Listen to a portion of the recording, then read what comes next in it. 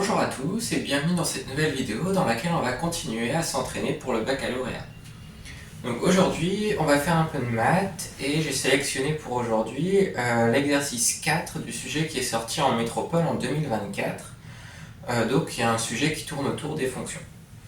Le sujet sera en description, donc n'hésitez pas à le télécharger pour l'avoir sous les yeux. Donc cet exercice est découpé en 3 parties et dans la première partie on cherche à étudier une fonction f qui est définie sur 0 plus l'infini à valeur dans R et qui à x associe x moins 2 plus 1 demi de ln de x.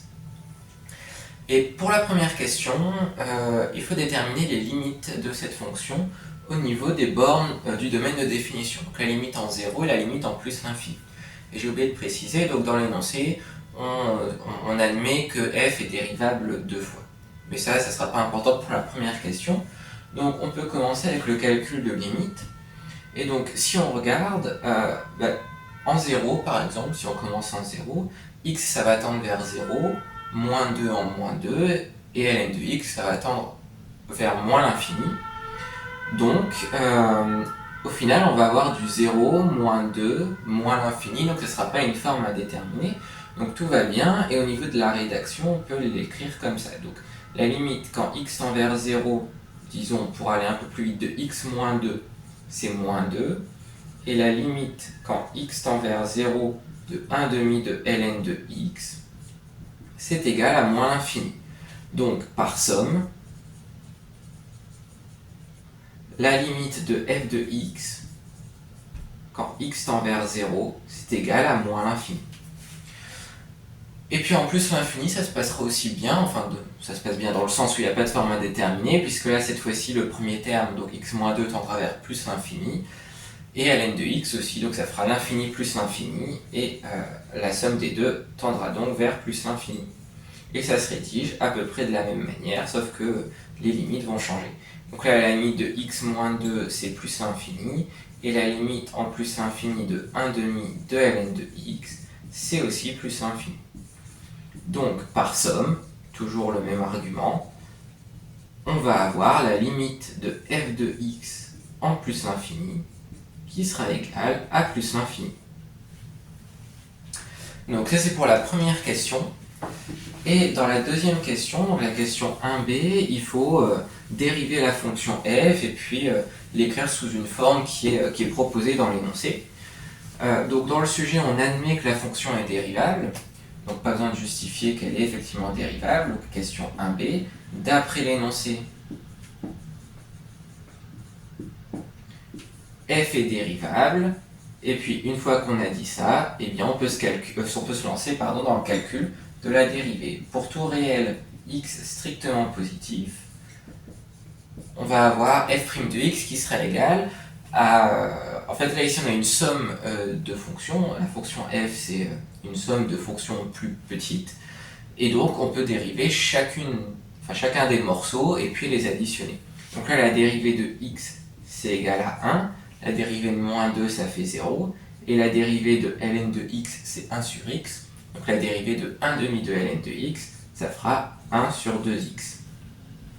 Et puis si on réduit au même dénominateur, on va retomber exactement sur la forme qui est proposée dans l'énoncé, donc 2x plus 1 sur 2x. Et une fois qu'on a fait ça, la question 1c est assez immédiate, puisque là, le but de la question 1c, c'est de trouver le sens de variation de f sur 0 plus l'infini.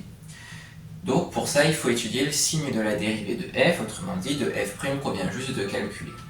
Et si on regarde un peu la tête de f', ici, 2x, quand x, vu que x est un réel strictement positif, on sait que 2x est positif. Et de la même manière, 2x plus 1, ça sera positif aussi.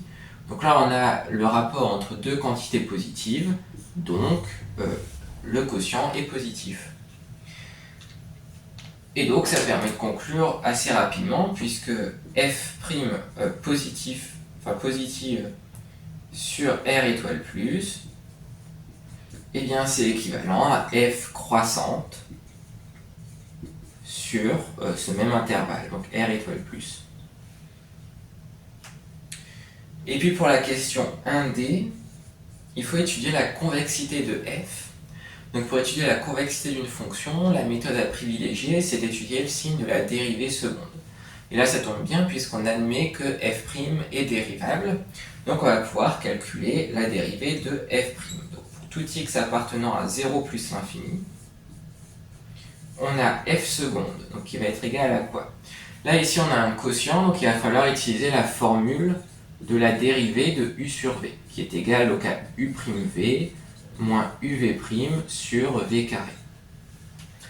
Donc là, u', c'est la dérivée du numérateur, donc ça fait 2 fois v le dénominateur, donc 2x, moins u, donc 2x plus 1, fois la dérivée du dénominateur, donc 2, divisé par le dénominateur au carré, donc 4x carré. Et puis si on regarde un peu ce qui se passe en haut, là on va avoir du 4x, moins 2x fois 2, donc moins 4x. Les 4x vont se simplifier. Il va simplement rester moins 1 fois 2, donc moins 2 sur 4x au carré, autrement dit moins 1 sur 2x au carré. Et comme je disais, il faut étudier le signe de ça pour trouver la convexité de la fonction f. Et donc, au dénominateur, on a quelque chose qui est toujours positif, puisqu'on a un carré. Et le numérateur, là, il va être négatif à cause du signe moins. Donc ici, la dérivée seconde est négative, ce qui veut dire que la fonction f est concave, puisque dérivée seconde positive, ça veut dire convexe, et dérivée seconde négative, ça veut dire concave. Donc ça c'est pour la question 1 qui était subdivisée en 4 questions. Et pour la question 2, on va s'intéresser donc à l'équation f de x égale 0. Et il faut justifier que cette équation admet une unique solution sur 0 plus l'infini. Et donc, dès qu'on nous demande de justifier qu'une équation admet une solution, il faut tout de suite penser au théorème des valeurs intermédiaires. Et si on nous demande de montrer que la solution est unique, il faut tout de suite penser au corollaire du théorème des valeurs intermédiaires. Et donc, pour pouvoir appliquer le corollaire du théorème des valeurs intermédiaires, on a besoin de plusieurs hypothèses. Enfin, de vérifier plusieurs hypothèses. Déjà, la fonction à laquelle on s'intéresse doit être continue. Et là, c'est le cas puisque la fonction qui a x associe x, elle est continue, la fonction moins 2 est continue aussi, et la fonction ln est aussi, donc la somme de tout ça, ça va être continu. Donc f est continu sur 0 plus l'infini. On a montré à la question 1c que f était strictement croissante.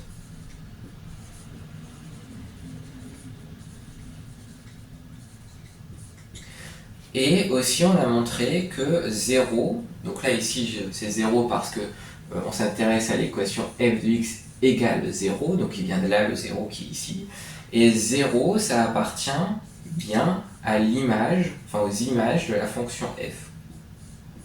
Puisque les images, enfin f de 0 plus l'infini, c'est égal à R tout entier, vu qu'on avait dit que les limites en 0 c'était moins l'infini, et en plus l'infini, c'était plus l'infini.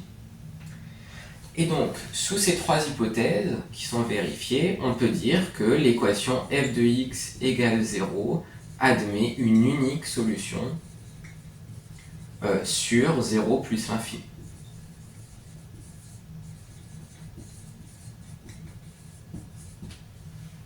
Et il faut être un peu plus précis que ça, puisque on nous demande de justifier que alpha appartient à l'intervalle 1, 2. Et donc alpha, je ne l'ai pas encore dit, mais c'est le nom qui est donné à la solution justement de l'équation f de x égale 0.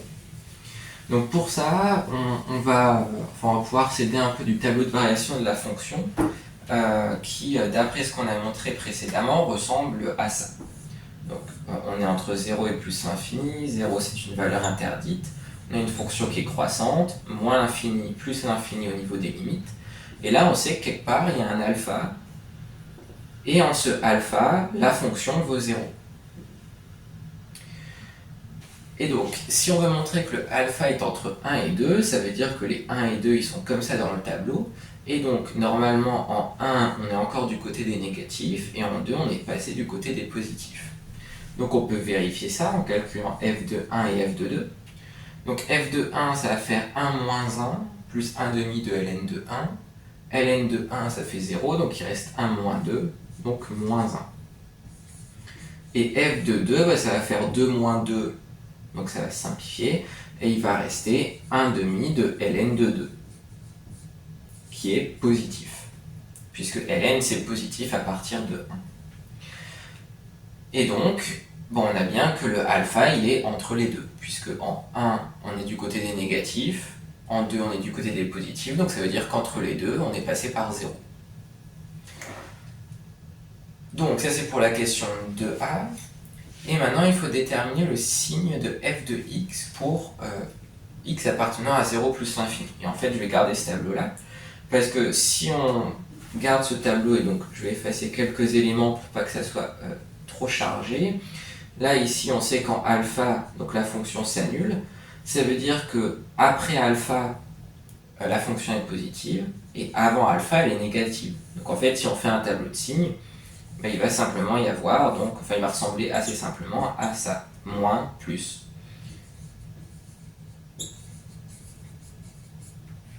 Et donc ça permet de répondre rapidement à la question 2.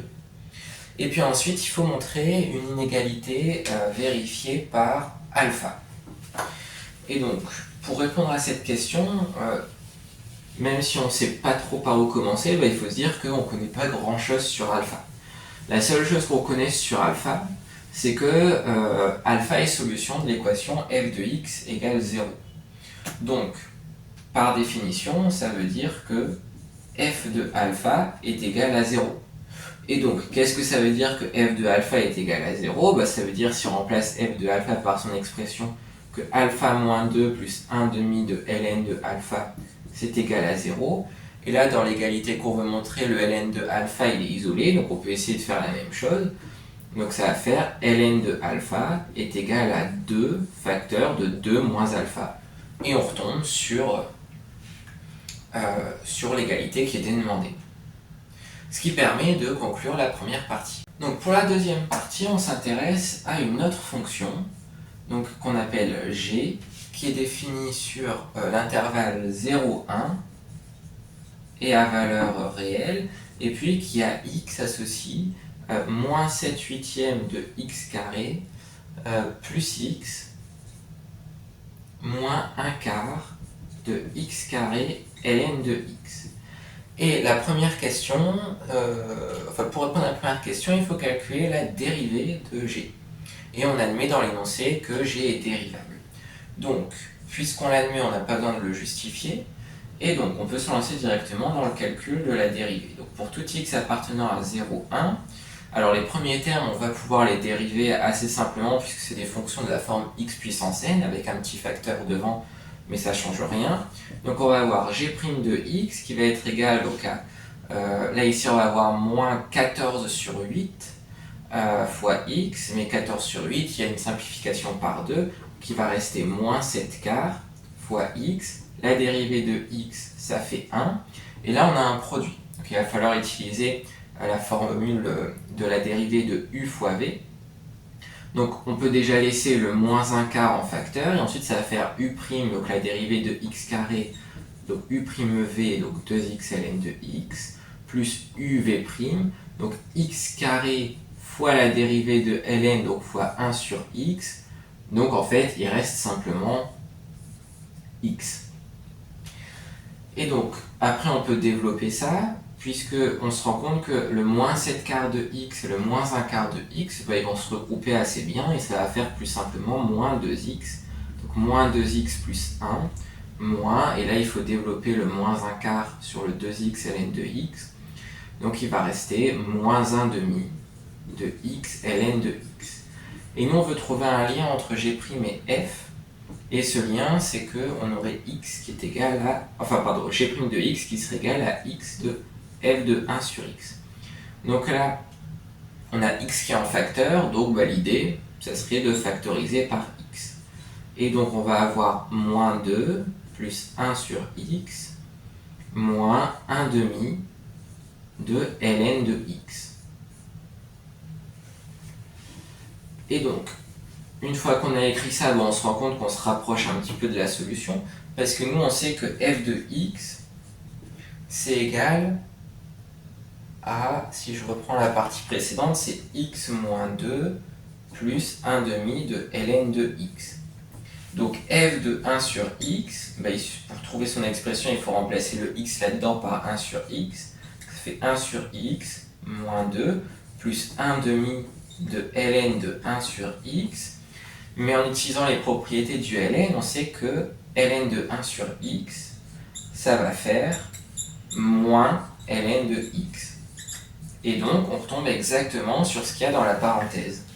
Donc, ici, en fait, on peut directement conclure que c'est égal à x fois f de 1 sur x. Ce qui permet donc de répondre à la question. Ensuite, pour la question suivante, on nous demande de justifier que pour tout x appartenant à l'intervalle 0, 1 sur alpha, on a f de 1 sur x qui est strictement positif. Et donc pour ça, on va devoir s'aider du tableau de signes de f qu'on a démontré dans la partie précédente. Puisque ici, en fait, la question qu'il faut se demander, c'est quand x appartient à l'intervalle 0, 1 sur alpha, où est-ce qu'on tombe dans le tableau de signes. Et donc, on peut le trouver assez aisément en faisant par exemple, en disant que donc, pour tout x appartenant à 0, 1 sur alpha, on va avoir x qui sera plus grand, enfin même strictement plus grand, pardon, on va avoir 1 sur x qui est strictement plus grand que alpha. Et ça, c'est équivalent à f de x, f de 1 sur x, strictement plus grand que f de alpha, parce que f est strictement croissante.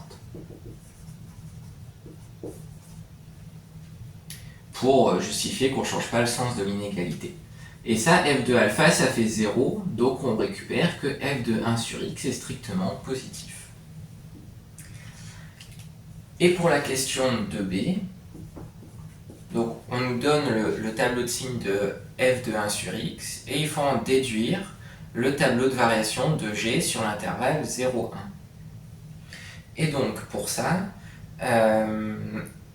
on va regarder le signe de g', et g', on a montré que c'était égal à x fois f de 1 sur x. Ça, c'est vrai pour tout x appartenant à 0, 1. Donc en fait, comme x appartient à 0, 1, le x qui est ici, il est toujours positif. Donc en fait, le signe de g', ça sera le même signe que celui de f de 1 sur x. Et on nous donne justement le signe de f de 1 sur x dans l'énoncé. Donc là, ici, signe de g' de x. Et donc les variations de g qu'on va déduire juste après. Donc ici, le signe de g', c'est le même que le signe de f de 1 sur x. Donc on peut simplement le recopier à partir de l'énoncé, donc plus, moins, et donc on en déduit que la fonction g, elle va d'abord être croissante, puis décroissante. Et donc ça termine cette partie. Donc dans la dernière partie, on va chercher à calculer une aire qui est définie comme l'aire entre deux courbes, donc la courbe de la fonction g qu'on a étudiée avant, et puis la courbe d'une parabole, la parabole d'une fonction polynomiale du second degré, donc que je vais appeler petit p par la suite. Et pour la première question, on demande de justifier la position relative des deux courbes. Donc on demande d'expliquer pourquoi la courbe de g est au-dessus de la parabole de p. Donc pour étudier la position relative de deux courbes, il faut faire la différence entre les deux fonctions correspondantes et puis regarder le signe de cette différence. Donc là, c'est ce qu'on va faire. Donc on a g de x moins p de x qui va être égal à... Donc si on regarde là, quand on va faire la soustraction, le moins 7,8x carré va se simplifier puisqu'il est des deux côtés, et le x aussi. Donc au final, il ne restera que ce terme-là. Donc moins 1 quart de x carré ln de x. Et donc ça, le moins 1 quart, c'est négatif, c'est assez évident. Le x carré, c'est positif, toujours. Et le ln de x, vu qu'on est sur l'intervalle 0,1, ça sera négatif. Donc là, on a le produit de deux facteurs négatifs et d'un facteur positif, donc c'est positif. Donc la différence entre G et P est positive sur 0, 1, donc ça veut dire que CG est au-dessus de la parabole représentative de la fonction petit p, ce qui est bien le cas quand on regarde le sujet.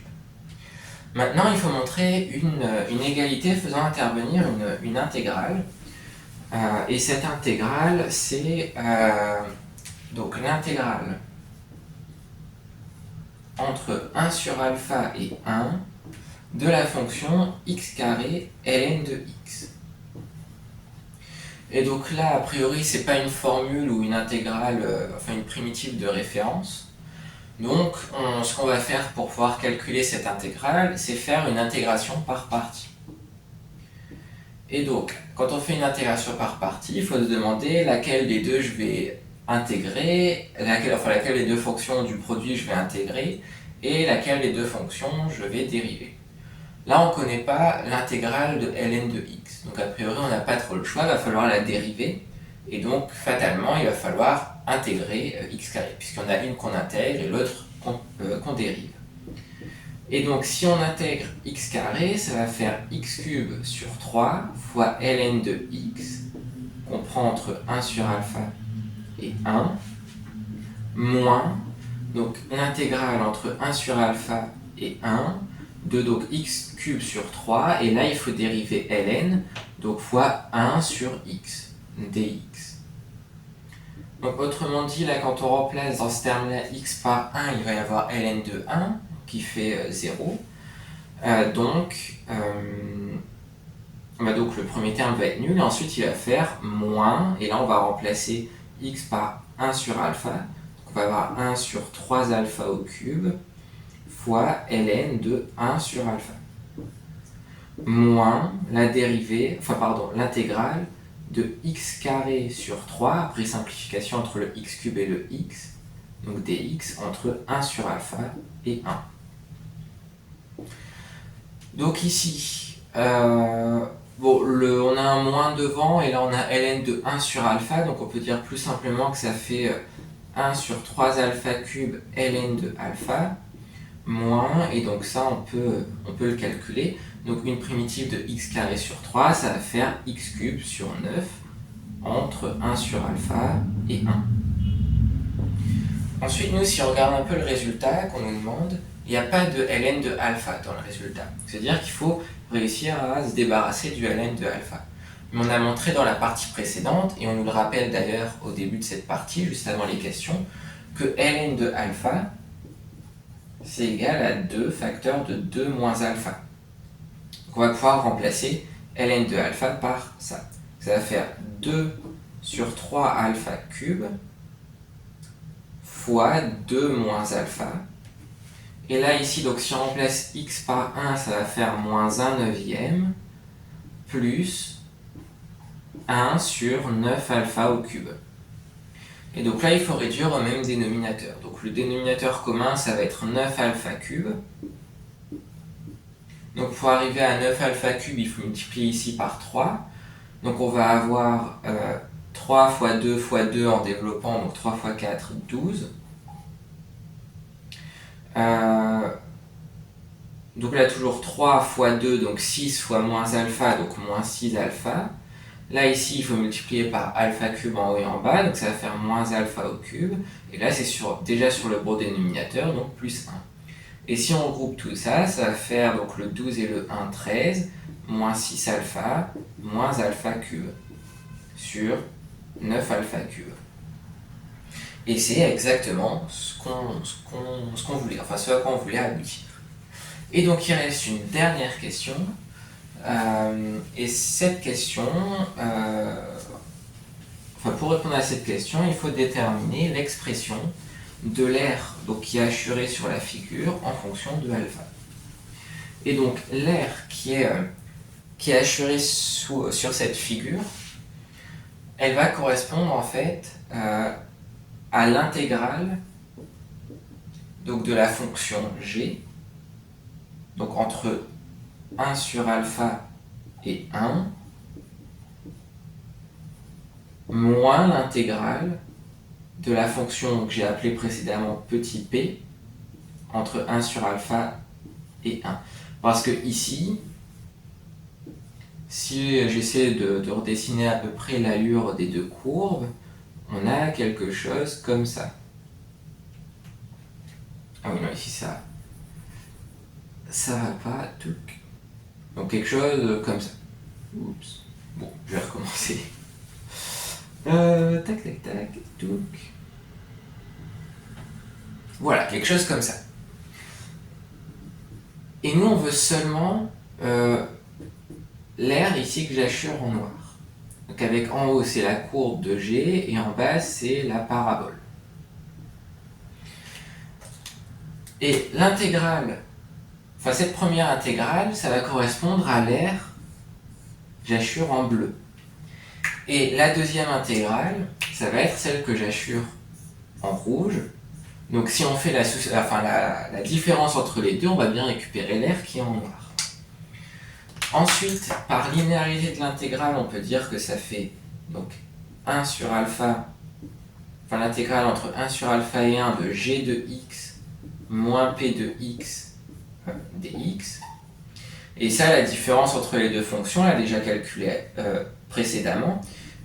On avait dit que ça faisait donc moins un quart de x carré ln de x. Et ça ressemble furieusement à l'intégrale qu'on a calculée juste avant. Sauf qu'on n'avait pas le moins un quart, mais le moins un quart, justement encore une fois, par linéarité de l'intégrale, on peut le sortir devant. Donc il y a le moins un quart qui est ici. Et finalement, après cette intégrale-là, on connaît son expression en fonction de alpha, et il n'y a plus qu'à remplacer. Donc là, il y a le moins devant qui va changer tous les signes. Donc avant, on avait moins alpha cube, là on aura plus alpha cube, plus 6 alpha, moins 13, le tout divisé par 4. Le 4 qui est ici, fois 9 alpha cube, donc 36 alpha cube. Et donc, ça termine cette question, et par la même occasion, l'exercice. Donc j'espère que la vidéo vous aura aidé d'une manière ou d'une autre. Si c'est le cas, vous pouvez laisser un j'aime sur la vidéo et puis vous abonner à la chaîne. Moi je vais continuer cette série où je corrige un exercice par jour jusqu'au bac. Et donc je vous dis à très bientôt pour une prochaine vidéo.